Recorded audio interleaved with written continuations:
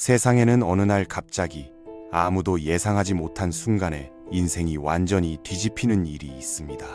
그저 평범한 직장인이었던 사람이 단 하루 만에 억대 자산가로 변하는 현실. 로또도 아닙니다. 투자도 아닙니다. 이건 지금 전 세계에서 조용하게 벌어지고 있는 가장 거대한 사회적 변동입니다. 그리고 그 중심에는 전 세계 수백만 명이 몰려들며 폭발적으로 성장하고 있는 엄청난 논란과 동시에 엄청난 돈이 움직이는 한 플랫폼이 있습니다. 변호사, 대학 교수, 그리고 정치인까지 뛰어들고 있는 이 세계. 한번 들어가면 돌아올 수 없다고까지 불리는 이 플랫폼의 존재는 지금 사회의 도덕 기준, 경제 구조, 그리고 부의 탄생 방식을 통째로 흔들고 있죠. 도대체 사람들은 왜 이런 위험한 선택을 하고 있는 걸까요?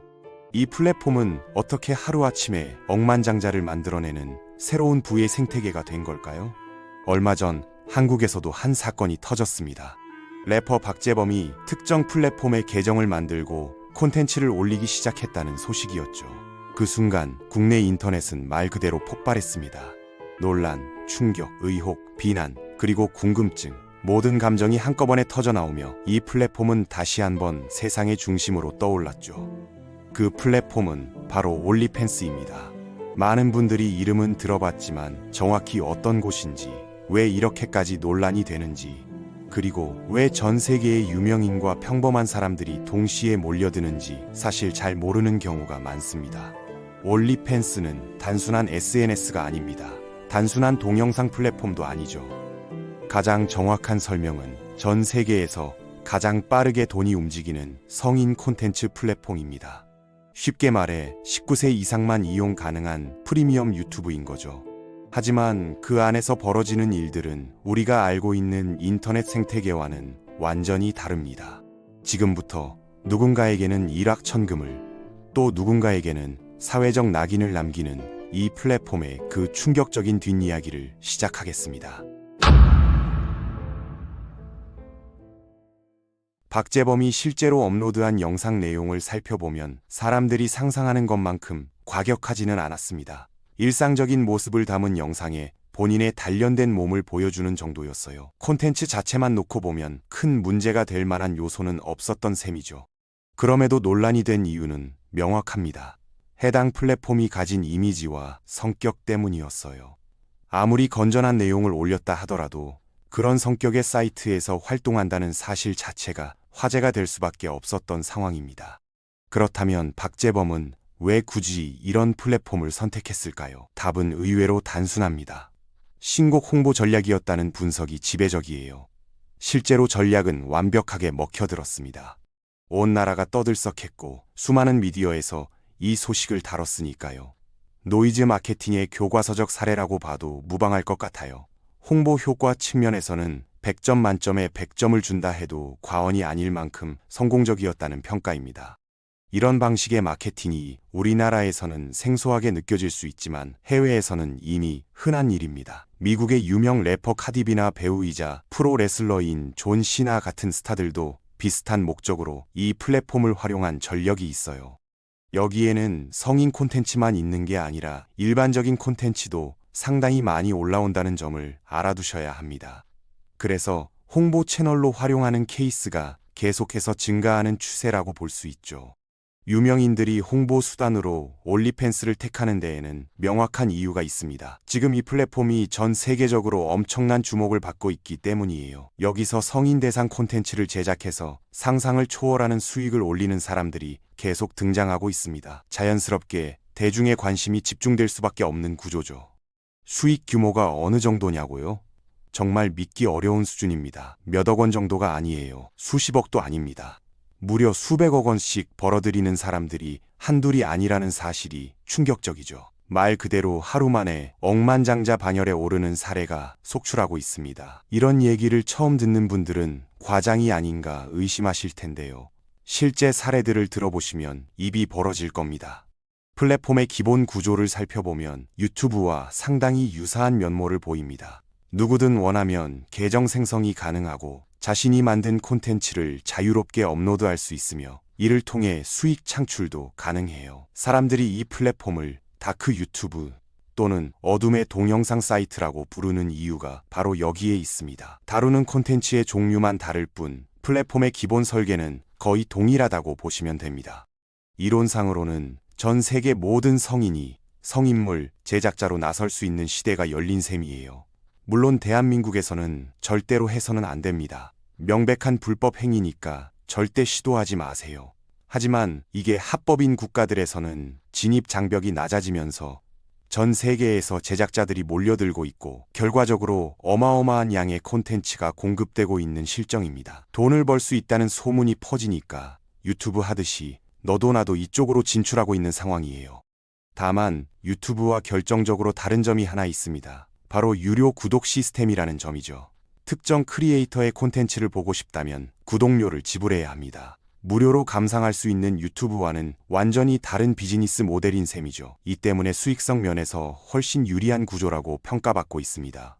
여기서 더 흥미로운 점은 시청자층의 특성입니다. 유튜브는 한국어로 콘텐츠를 만들면 대부분 한국 사람들이 시청하죠. 언어권에 따라 시청자가 구분되는 게 일반적인데 올리팬스는 완전히 다른 양상을 보입니다. 한국어로 제작한 콘텐츠를 전 세계 사람들이 시청한다고 해요. 대사나 자막이 중요하지 않은 콘텐츠 특성상 언어 장벽이 거의 존재하지 않는 셈이죠.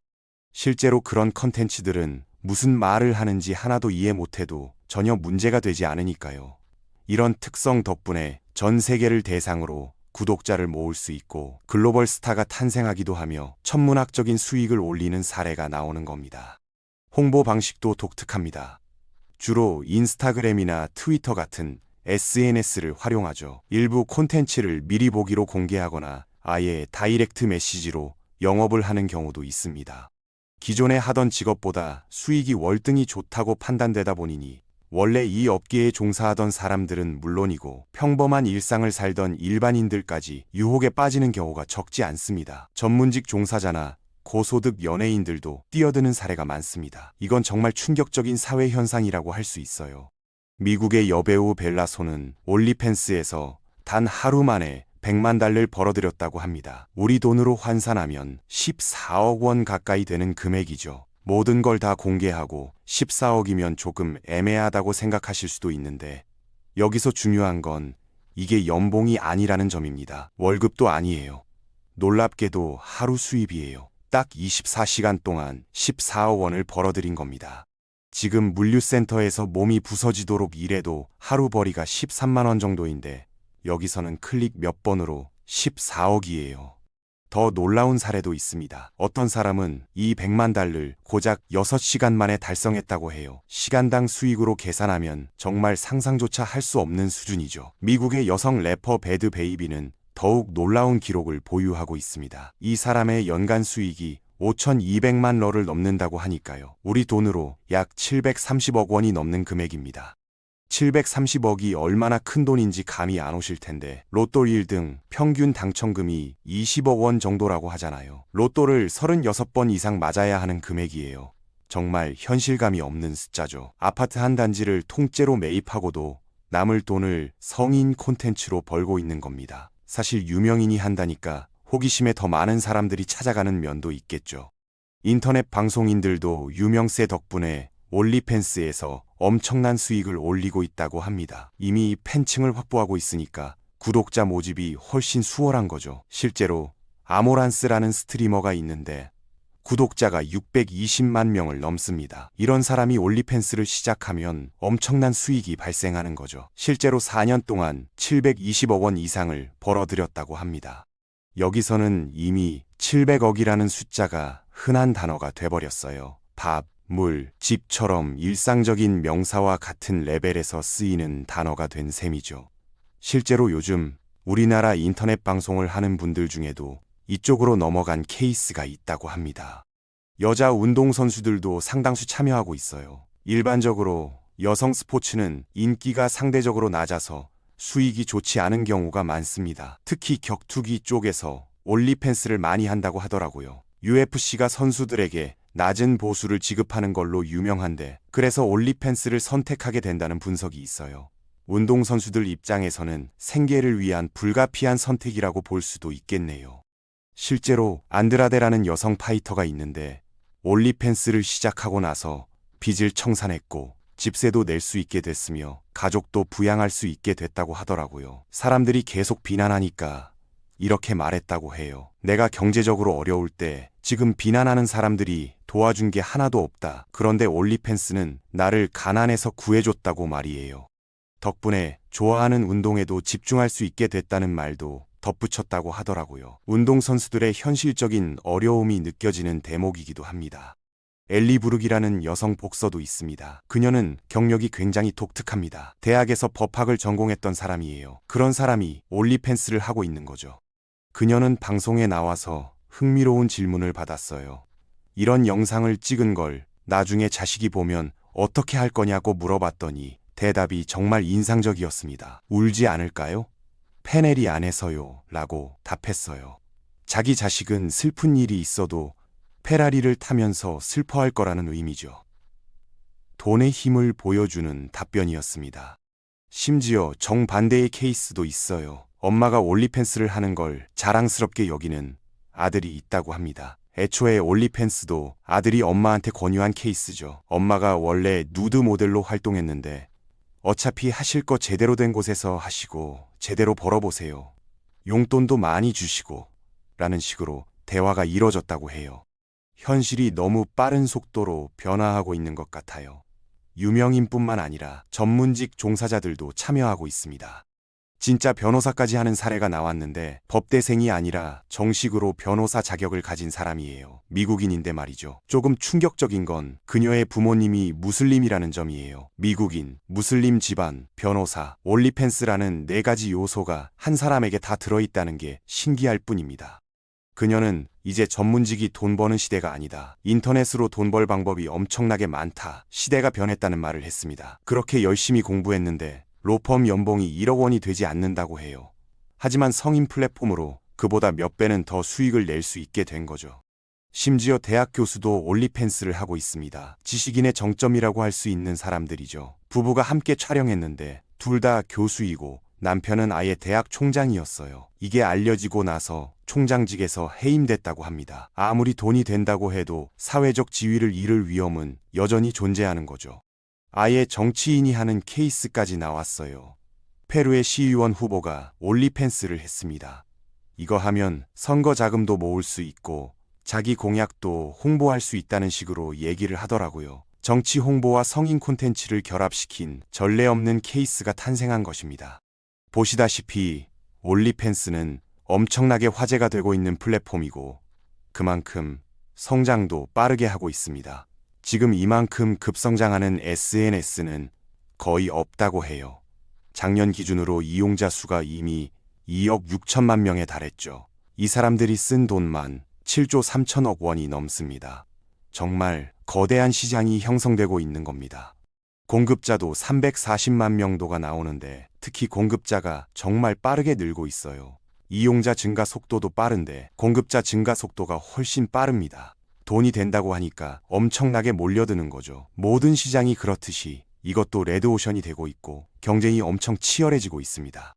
초기에는 쉽게 돈을 벌 수 있었겠지만 시간이 지나면 그렇지 않을 거예요. 공급이 넘쳐나고 있으니까 살아남기가 점점 어려워지고 있는 상황인 것 같습니다. 결국 일반적인 콘텐츠 시장과 비슷한 양상을 보일 가능성이 높아요. 소수의 톱 크리에이터들이 대부분의 수익을 가져가고 나머지는 생존하기 어려운 구조로 변하는 거죠. 이런 현상을 보면서 우리는 무엇을 생각해야 할까요? 기술의 발전이 새로운 수익 창출의 기회를 만들어낸 건 분명합니다. 누구나 크리에이터가 될 수 있는 시대가 열렸고 언어와 국경을 넘어서 전 세계를 대상으로 사업을 할 수 있게 됐어요. 한편으로는 전통적인 가치관과 새로운 경제 시스템이 충돌하는 모습도 보입니다. 전문직으로 10년 넘게 공부해서 번 돈보다 훨씬 많은 돈을 짧은 시간에 벌 수 있다는 현실 앞에서 많은 사람들이 고민에 빠지고 있습니다. 도덕적 판단을 떠나서 이것이 우리 시대가 직면한 새로운 현실이에요. 기술 발전이 만들어낸 새로운 경제 구조 속에서 개인의 선택이 얼마나 다양해질 수 있는지를 보여주는 사례라고 할 수 있습니다. 물론 이런 선택에는 언제나 대가가 따릅니다. 사회적 평판을 잃을 수도 있고 가족과의 관계가 틀어질 수도 있으며 나중에 다른 길로 가고 싶을 때 장애물이 될 수도 있죠. 총장직을 잃은 교수 부부의 사례처럼 말이에요. 돈을 벌었지만 사회적 지위를 잃은 케이스입니다. 반면에 빚에 시달리던 운동선수가 가족을 부양하고 좋아하는 운동에 집중할 수 있게 된 케이스도 있습니다. 경제적 자유를 얻은 거죠. 이처럼 같은 선택이라도 사람마다 결과는 완전히 다르게 나타날 수 있어요.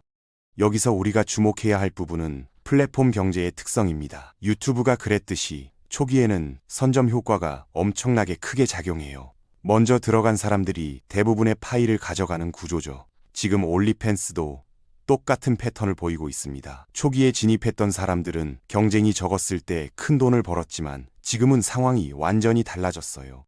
공급자가 340만 명이나 된다는 건 경쟁이 그만큼 치열하다는 의미입니다. 2억 6천만 명의 사용자를 340만 명의 제작자가 나눠 가지는 구조인 셈이에요. 단순 계산으로는 제작자 한 명당 평균 76명 정도의 구독자를 확보할 수 있다는 건데 현실은 이것보다 훨씬 가혹합니다.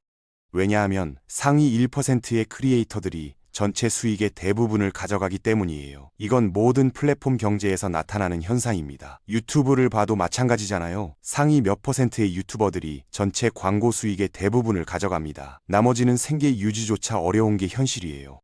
올리팬스도 결국 같은 길을 걷고 있습니다. 초기의 황금기는 이미 지나갔다고 봐야 해요. 지금 뛰어드는 사람들은 치열한 경쟁 속에서 살아남아야 하는 상황입니다. 유명인이나 이미 팬층을 확보한 사람들은 상대적으로 유리하겠지만 일반인이 새롭게 시작하기에는 점점 어려워지고 있는 구조죠. 이런 플랫폼의 성장이 전통적인 산업에 미치는 영향도 무시할 수 없습니다. 기존 성인 산업 종사자들이 대거 이쪽으로 이동하면서 전통적인 제작 시스템이 붕괴되고 있어요. 중간 유통 단계가 사라지고 제작자와 소비자가 직접 연결되는 구조로 바뀐 겁니다. 이건 음악 산업에서 스포티파이가 등장했을 때와 비슷한 패턴이에요. 음반사를 거치지 않고 아티스트가 직접 소비자에게 음악을 판매할 수 있게 된 것처럼 올리팬스도 중간 단계를 제거한 직접 거래 시스템을 만든 겁니다. 이 과정에서 제작자의 수익 배분율이 높아지는 효과가 있죠.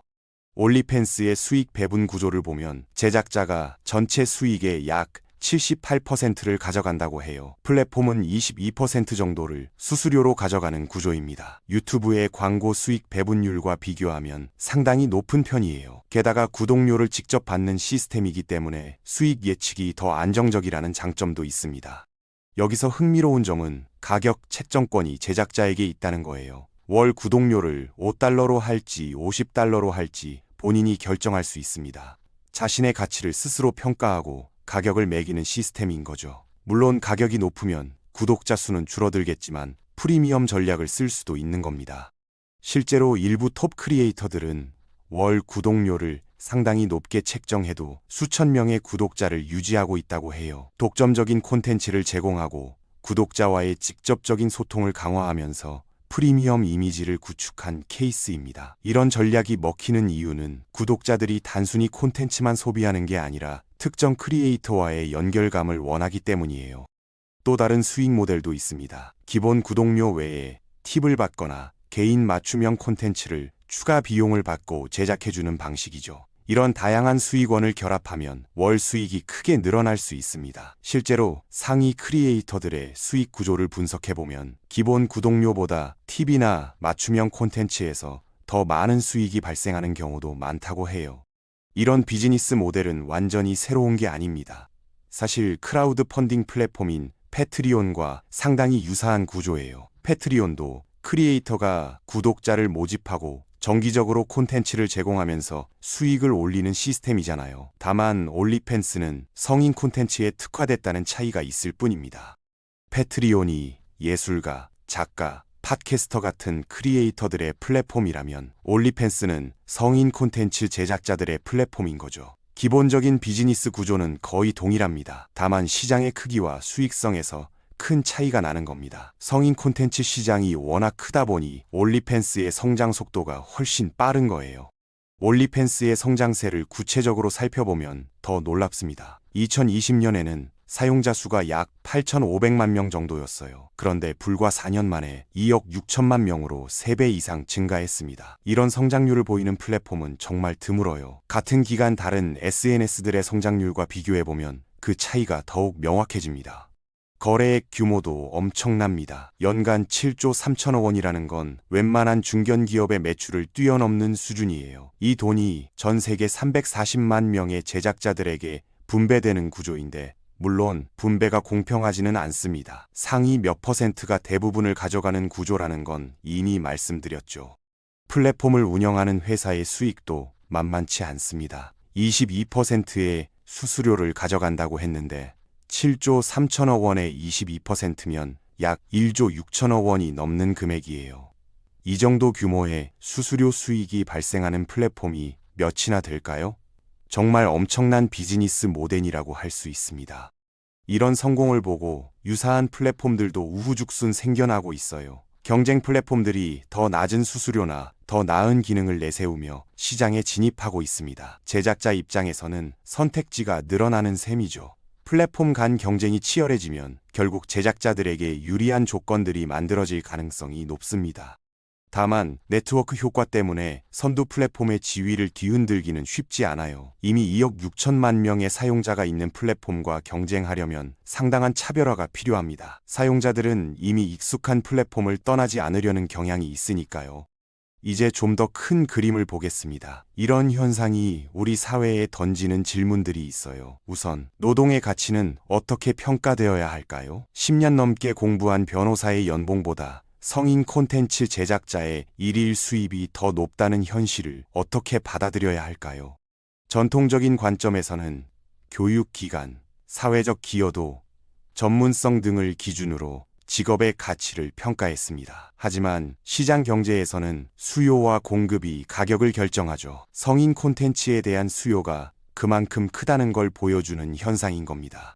개인의 선택과 사회의 가치관 사이의 충돌에 대해서도 생각해 봐야 합니다. 개인이 자신의 몸과 이미지를 활용해서 합법적으로 돈을 버는 것에 대해 사회가 어떤 태도를 취해야 할까요? 도덕적 판단과 경제적 현실 사이에서 우리는 어디에 선을 그어야 할까요? 기술 발전이 만들어낸 새로운 경제 구조에 우리 사회가 얼마나 준비되어 있는지도 문제입니다. 인터넷과 스마트폰만 있으면 누구나 전 세계를 대상으로 사업을 할 수 있는 시대가 열렸어요. 이런 변화에 우리의 법과 제도, 그리고 인식은 제대로 대응하고 있을까요?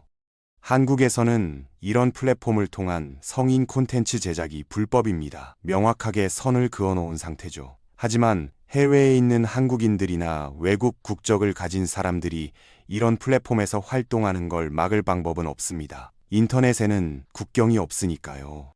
실제로 일부 한국인들이 해외에 거주하면서 이런 플랫폼에서 활동하고 있다는 얘기도 들립니다.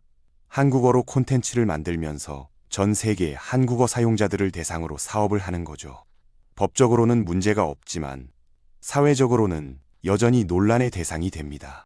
결국 이 모든 현상은 우리 시대의 변화를 반영하고 있습니다. 기술이 발전하면서 새로운 경제 모델이 계속 등장하고 사람들의 선택지가 다양해지고 있어요. 전통적인 가치관과 새로운 현실이 충돌하면서 혼란스러운 면도 있지만 이것이 우리가 살아가는 시대의 모습입니다.